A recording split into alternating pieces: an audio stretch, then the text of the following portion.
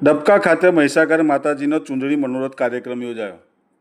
પાદરા તાલુકાના ડબકા ગામે માં મહીસાગર માતાજીનો ભવ્ય ચૂંદડી મનોરથ કાર્યક્રમ યોજાયો, જેમાં રીવા ફિલ્મની જેમ રમણીય અને ભક્તિમય દ્રશ્યો જોવા મળ્યા। પાદરા તાલુકામાંથી વહેતી મહીસાગર નદી મધ્ય ગુજરાતમાં માતૃરૂપે પૂજાય છે અને લોકોમાં તેના પ્રત્યે અપાર શ્રદ્ધા અને આસ્થા છે। મહીસાગર નદીને આ વિસ્તારની જીવાદોરી તરીકે ગણવામાં આવે છે, જે ખેતી અને જનજીવનને સમૃદ્ધ બનાવે છે। દર વર્ષની જેમ આ વર્ષે પણ ડબકા ગામે માં મહીસાગરનો ચૂંદડી મનોરથ કાર્યક્રમ ભક્તિભાવ સાથે યોજાયો। કાર્યક્રમની શરૂઆત ડબકા ગામમાંથી ભવ્ય શોભાયાત્રા સાથે થઈ, જેમાં મોટી સંખ્યામાં ભક્તોએ ભાગ લીધો। શોભાયાત્રામાં ઢોલ નગારા અને ભક્તિના ગીતોના નાદ સાથે માં મહીસાગરની જય જયકાર ગુંજી ઉઠી। આ કાર્યક્રમમાં દૂધ સાકરનો અભિષેક, વિશેષ પૂજા અર્ચના અને મહાઆરતીનું આયોજન કરવામાં આવ્યું હતું। મહાઆરતીમાં ભક્તોએ ભક્તિભાવથી ભાગ લઈ માં મહીસાગરના આશીર્વાદ મેળવ્યા। કાર્યક્રમમાં પાદરાના ધારાસભ્ય ચૈતન્યસિંહ ઝાલા, માજી સરપંચ મહેશ જાદવ સહિત મોટી સંખ્યામાં મહીસાગરના માઈ ભક્તો ઉપસ્થિત રહ્યા।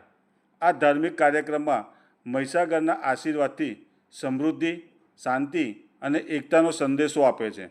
ભક્તોએ મનોરથ દરમિયાન માં મહીસાગરની ચૂંદડી અર્પણ કરી અને વિસ્તારની ખુશાલી માટે પ્રાર્થના કરી।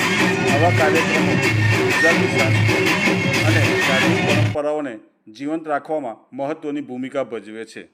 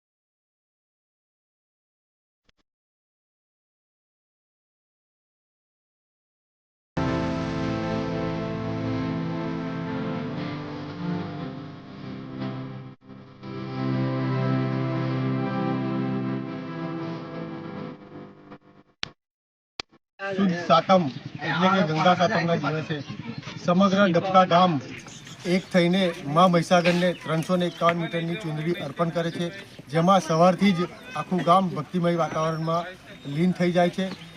માતાજીની ચૂંદડીને માતાજીના સ્વરૂપમાં આખા ગામમાં શોભાયાત્રા ફેરવવામાં આવે છે। ત્યારબાદ દૂધ અને સાકરનો અભિષેક કરી મા મહીસાગરના આશીર્વાદ મેળવી સમગ્ર ગામનું અને જનનું કલ્યાણ થાય એવા આશીર્વાદ મા મહીસાગર સૌને આપે, એ જ પ્રાર્થના।